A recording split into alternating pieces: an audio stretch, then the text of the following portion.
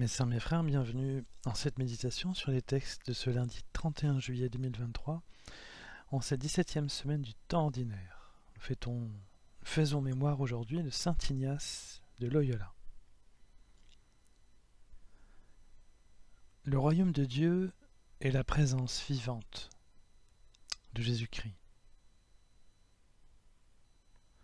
Ni les Écritures ni Jésus ne s'étendent sur le sens et le contenu du royaume. Jésus ne fait qu'en parler en parabole. Comme le royaume est lié à Jésus-Christ lui-même, il est le règne du pardon et du salut, et donc du relèvement des péchés. Dans le texte de l'évangile du jour, il est dit que le royaume des cieux est comparable à une graine de moutarde. C'est la plus petite de toutes les semences, mais quand elle a poussé, elle dépasse les autres plantes potagères et devient un arbre, si bien que les oiseaux du ciel viennent et font leur nid dans ses branches. Il y a une belle comparaison à méditer entre le règne du Père, tel qu'il se manifeste dans l'Ancien Testament, et notamment dans le texte d'Exode de ce jour où Moïse, très en colère, casse les tables de l'Alliance devant l'idolâtrie du peuple qui a demandé en son absence d'adorer une statue, une différence avec le texte de l'Évangile sur le royaume. Il y a une belle comparaison à faire entre les deux. Le règne du Père se fait dans la puissance et l'exclusivité, alors que le règne du Fils commence comme un grain de moutarde, petitement, dans une forme paradoxale de retrait et de faiblesse. Autant le Père peut paraître très strict car il veut éduquer son peuple, notamment le texte du jour dit « Le jour où j'interviendrai, je les punirai de leurs péchés ». Autant le Fils commence son ministère dans une assez grande discrétion. Mais le règne du Fils est appelé à grandir et à devenir un lieu de réjouissance, et comme le dit le texte de l'Évangile, si bien que les oiseaux du ciel viennent et font leur nid dans ses branches. Il y a ce même paradoxe entre la personne divine créatrice du monde, qu'on appelle le Père, et celle qui accepte de mourir sur la croix, qu'on appelle le Fils. Comme le dit Paul, ni les Hébreux, ni les païens n'ont accepté que Dieu meure sur une croix. Folie pour les païens, scandale pour les Juifs, nous dit Paul je vous renvoie à sa première lettre aux Corinthiens, chapitre 1, verset 23. C'est un scandale pour les Juifs car Dieu est connu pour sa puissance et sa capacité à libérer. L'acte de naissance d'Israël est bien la sortie spectaculaire d'Égypte sous la conduite de Moïse et qui est fêtée chaque année. A l'inverse, Jésus meurt sur une croix. Scandale d'être mis en croix par des mortels, scandale de mourir, scandale général de faiblesse. Nous sommes passés d'une puissance de l'infiniment grand à une faiblesse de l'infiniment petit.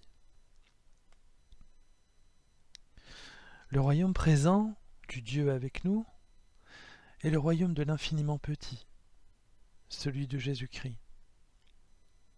En acceptant sa part d'humanité, Jésus a accepté aussi tout ce qui va avec le plus sordide, les péchés, les souffrances et la mort.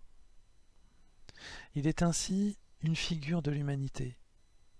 Et c'est à cet instant précis où Jésus meurt qu'il est complètement avec nous. C'est le point le plus petit de l'infiniment petit. Mais Jésus a été ressuscité des morts, et c'est là que Jésus grandit, et que le royaume peut grandir, et nous avec, par l'espérance inouïe qu'il nous donne, de dépasser la mort et notre finitude, et bénéficier du même destin. C'est justement parce que Jésus a connu la croix et la mort qu'il peut s'élever jusque très haut, au point d'être la gloire du Père par sa victoire sur la mort.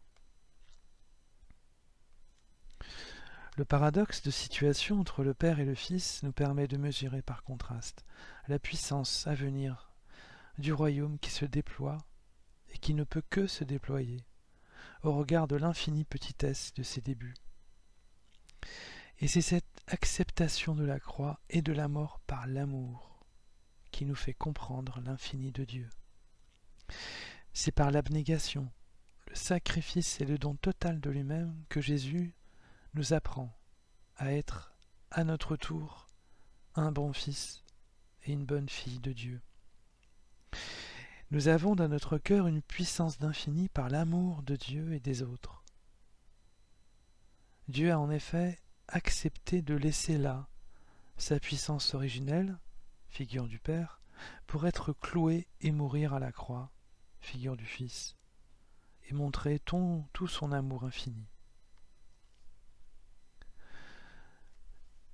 C'est ainsi, mes sœurs, mes frères, lorsque Dieu fait sa kénose, c'est-à-dire son vide en grec dont nous parlions les jours précédents, lorsqu'il abandonne ses attributs divins, lorsqu'il s'abandonne et qu'il se donne complètement, c'est à ce moment-là qu'il est le plus fort, le plus puissant et le plus aimant. Il nous montre ce que les chrétiens appelaient au début, il nous montre la voie nouvelle. La voie VOIE, le chemin nouveau, c'est le chemin, c'est la voie de l'amour.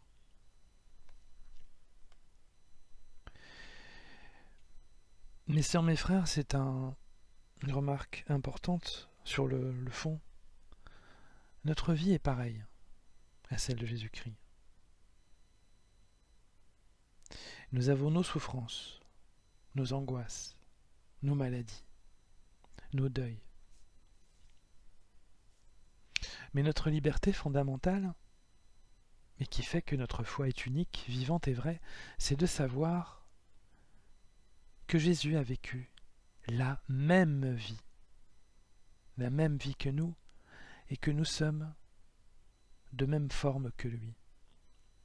Souvenez-vous hier, lorsque nous parlions de semblable à lui, que nous étions semblables à lui, que nous étions sous morphous, c'est-à-dire de même forme.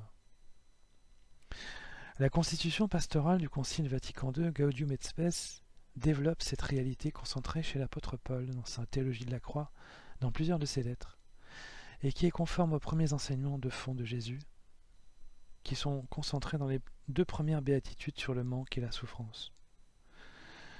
Vatican II dit, la constitution pastorale Vatican II dit, Jésus-Christ a ouvert une route nouvelle. Si nous la suivons, la vie et la mort deviennent saintes. La vie et la mort deviennent saintes et acquièrent un sens nouveau.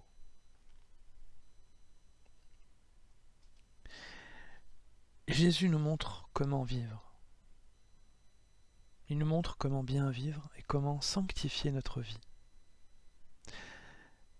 Mes sœurs, mes frères, regardons-la donc avec un jour nouveau.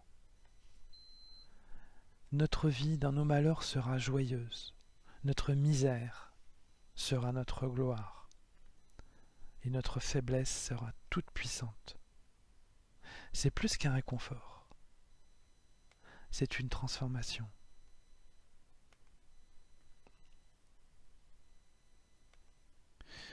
Mes sœurs, mes frères, après cet instant de méditation sur le royaume de Jésus-Christ, le royaume de Dieu présent avec nous, en nous, dans notre vie, je nous invite à la prière.